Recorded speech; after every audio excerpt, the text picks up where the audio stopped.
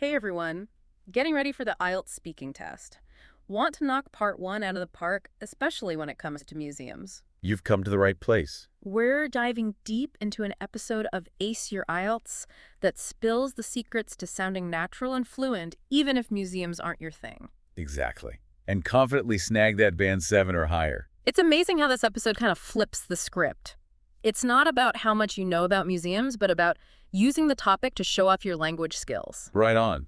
It's about proving you can hold a conversation. So let's break down what the IELTS examiner really wants to hear. Yeah, like how those 4 criteria actually come into play in part 1. Okay, so we've got fluency and coherence, Can you speak smoothly and make sense? vocabulary using a variety of words. Especially museum-related ones. Gotcha. Then there's grammar. Do I have to be absolutely perfect? Well, the episode stresses that while grammatical range and accuracy are important, Okay. they're not looking for flawless speech. Minor mistakes are okay, as long as your sentences are mostly correct and you're using a variety of structures. Makes sense. And of course, there's pronunciation. Got to be clear and easy to understand. So it's all about showing off your conversational skills.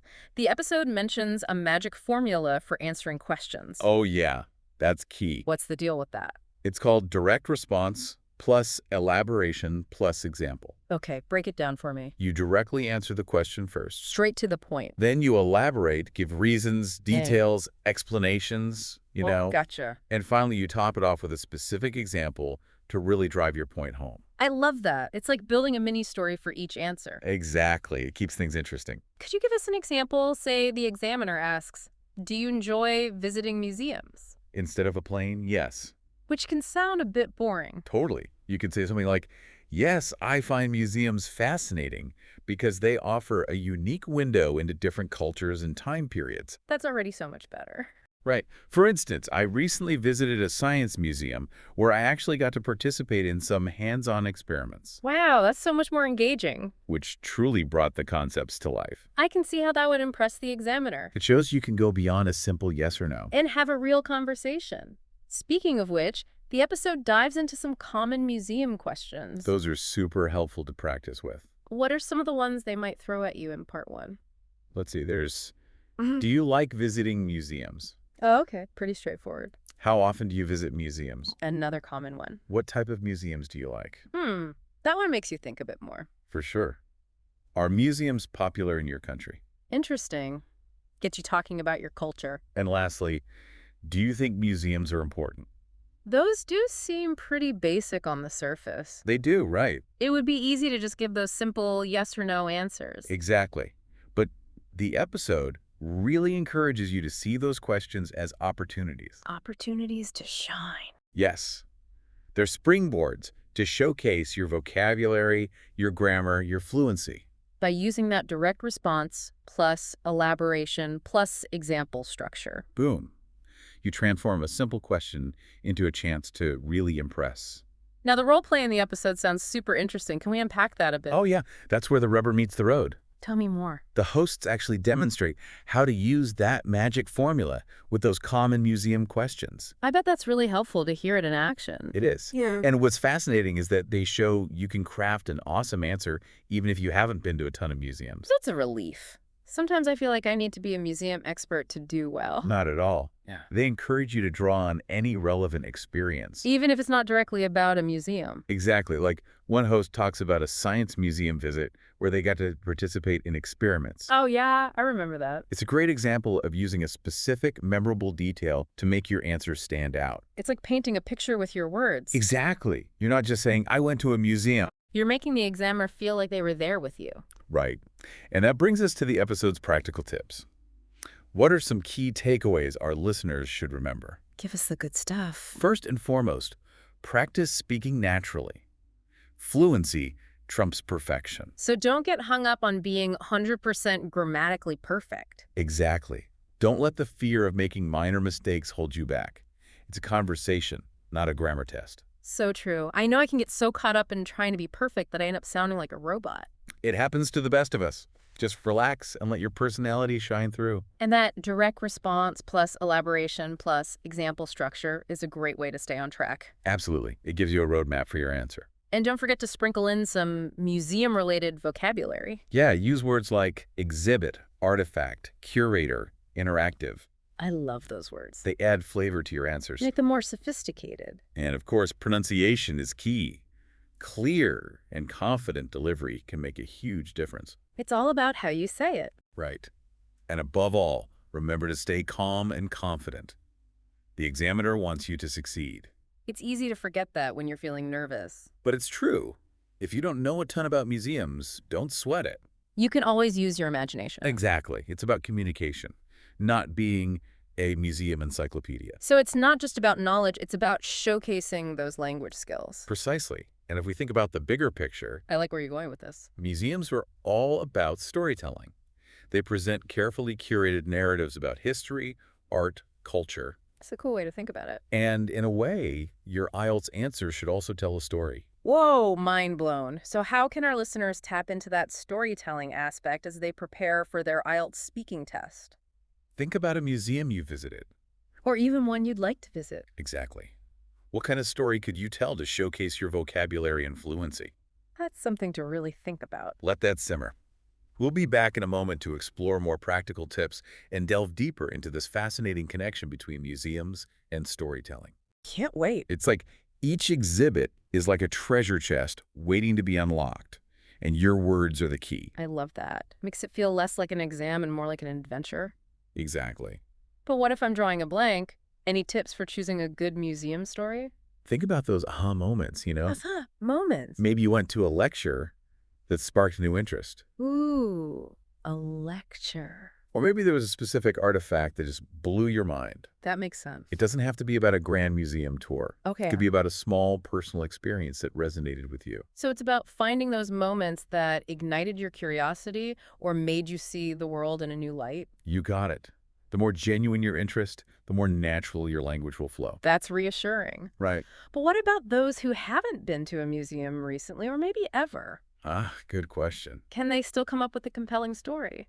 The beauty of the IELTS is that it tests your language skills, not your memory. Okay. The episode encourages listeners to tap into their imaginations. I like that. You can talk about a dream museum visit.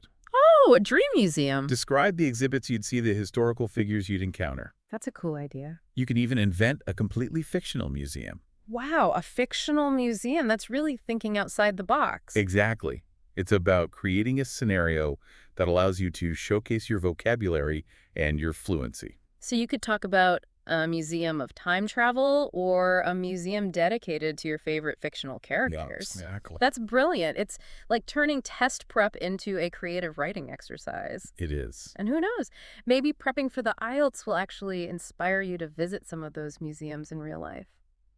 That'd be awesome. Speaking of real-life inspiration, let's revisit that role play from the Ace Your IELTS episode. Yes. I found it so helpful to hear how those answers should actually flow in a natural conversation. Me too. One example that really stood out to me was the host's story about visiting a science museum Oh, yeah. and getting hands-on with experiments. I loved that one. It showed how specific details can really bring an answer to life. What's really interesting is how they use sensory language to describe the experience. Sensory language. They talk about the feeling of excitement and discovery, I see. which makes the story more relatable and engaging for the listener. It's like you're right there in the museum with them. Exactly. It's a good reminder that it's not just about saying, I went to a science museum. No. It's about painting a picture with your words. Yes. Using descriptive language to evoke those sights, sounds, and emotions. Absolutely. Don't be afraid to get creative and showcase your unique voice. So it's not just about being grammatically correct. Right. It's about expressing yourself. It's about personality. Remember, the IELTS is a chance to demonstrate your personality. And your command of the English language. Exactly. So to recap the IELTS speaking, part 1 is all about communication, Yes. not just knowledge. Communication is key. You can use that direct response plus elaboration plus example structure Such a good structure. to craft compelling answers. It helps so much. And don't be afraid to draw on personal experiences. For sure. Or even your imagination. Let your imagination run wild. Now, before we move on to the final part of our deep dive, I want to touch on one of the tips that really resonated with me. Okay, which one? Practicing fluency over perfection. Yes, that's a crucial one. So many test takers get caught up in trying to avoid every single mistake I know, right? that they end up sounding robotic and unnatural. It's like they're so focused on the grammar rules Yeah, that they forget to actually communicate. I've been there. It's easy to get so caught up in the details that you lose that natural flow. It happens. So how can we avoid that trap? Remember, the examiners understand that English is not your first language. Okay. They're not expecting flawless speech. That's good to hear. What they're looking for is your ability to express yourself clearly and fluently. So a few minor grammar slip-ups won't completely derail you, Ah, but constantly overthinking every sentence will It will. Trying to be perfect can actually make you less fluent. and make you lose your train of thought. You got it. So the message is clear, practice speaking naturally. Yes. Don't be afraid to make a few mistakes along the way. Mistakes are part of the learning process. Embrace those mistakes. Exactly. Now, before we dive into the next part of our deep dive, I want to take a moment to connect these IELTS tips to the bigger picture. I like where you're going with this. Think about it. Museums are all about preserving and sharing stories, right? Absolutely. They're like treasure troves of knowledge and culture and history Carefully curated. to educate and inspire. And in a way, the IELTS speaking test is also about storytelling. Whoa, that's deep. You're using the English language to share your own unique experiences and perspectives. It's like you're curating your own linguistic exhibit, I love that. showcasing your fluency, your vocabulary, your ability to connect with your audience. That's such a powerful way to think about it. It transforms the IELTS from a daunting test into an opportunity for creative expression. Exactly. I love that shift in perspective. It's a good one. So as we head into the final part of our deep dive, I want to leave our listener with a little challenge. Ooh, a challenge. I like it. What is it? Remember those 5 common museum questions we discussed? Yep, those are good ones. I challenge you to answer each of them Okay. using the direct response plus elaboration plus example structure. Love it.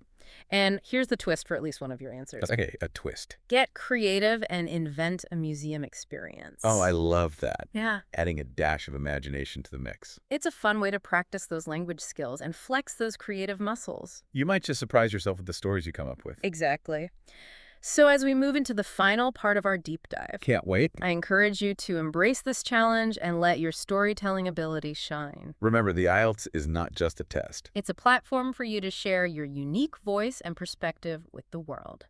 Welcome back to our deep dive into acing the IELTS speaking test. We've covered a lot of ground. We have. From the examiner's criteria, To that magic formula for crafting standout answers. and even how to tap into the power of storytelling. Now let's get practical. What are some tangible tips from the Ace Your IELTS episode that can boost our score? One thing that can really elevate your answers is using a wide range of vocabulary, Okay, vocabulary is always key. especially words specific to the topic at hand. So in this case, museums. Exactly. The episode suggests incorporating words like exhibits, Exhibits. artifacts, preservation, interactive. Oh, I like that. Interactive. It's like speaking the language of museums. Showing the examiner you're not just using basic terms. Right. You've gone the extra mile. Now, I know pronunciation can be tricky, especially when those nerves kick in. Oh, tell me about it. Any tips for making sure our speech is crystal clear? The episode really emphasizes the importance of stressing key words Stressing keywords. and enunciating clearly. Enunciating clearly so every syllable is understood. Exactly. When you stress the right words, it helps convey meaning and emphasis. It's like giving your words the space to breathe. I like that. Huh. And clear enunciation ensures that every syllable is understood. Makes sense. It shows the examiner that you're in control of your language. You've got this. The episode also talks about staying calm and confident, Oh, that's a big one. which I know can be super tough in a high-pressure situation like an exam. It's easier said than done sometimes. But remember, the examiner wants you to do well. They're not trying to trip you up. It's easy to forget that when you're in the hot seat. Right. But remembering that they're on your side can really help ease those nerves. It really can. So take a deep breath, relax, and let your personality shine through. That natural confidence will make your responses more fluent and engaging. I love that. Now, before I wrap up this deep dive, Already, time flies. I want to touch on that fascinating connection between museums and storytelling again. Yes, it's such a cool concept. It's not just about reciting facts about museums, but about using language to create a captivating narrative. Exactly. Think of your IELTS answers as mini exhibits. Ooh, mini exhibits. I like that. Each one carefully crafted to showcase your language skills. And engage your audience. Just like a museum curator selects artifacts to tell a story. You're choosing words and experiences to create a compelling narrative for the examiner. It's such a brilliant way to approach the speaking test. It really is. It's not just a test of knowledge. It's an opportunity for creative expression. So as you prepare for the IELTS, remember, you're not just memorizing vocabulary and grammar rules. Yep. You're developing the art of storytelling. A skill that will serve you well beyond the exam room. Absolutely. And with that, we've come to the end of our deep dive. Into the IELTS speaking test and the captivating world of museums. We explored the examiner's criteria, uncovered the secrets to crafting compelling answers. And even challenged you to unleash your inner storyteller. Remember, the IELTS is not just a test. It's a chance to showcase your unique voice and perspective to the world. So go forth, practice those language skills, embrace those creative challenges. And let your confidence shine through. And who knows? Maybe this deep dive will inspire you to explore a museum or two. Adding real-life experiences to your storytelling repertoire. Thanks for joining us on this journey. It's been a pleasure. And best of luck with your IELTS adventure.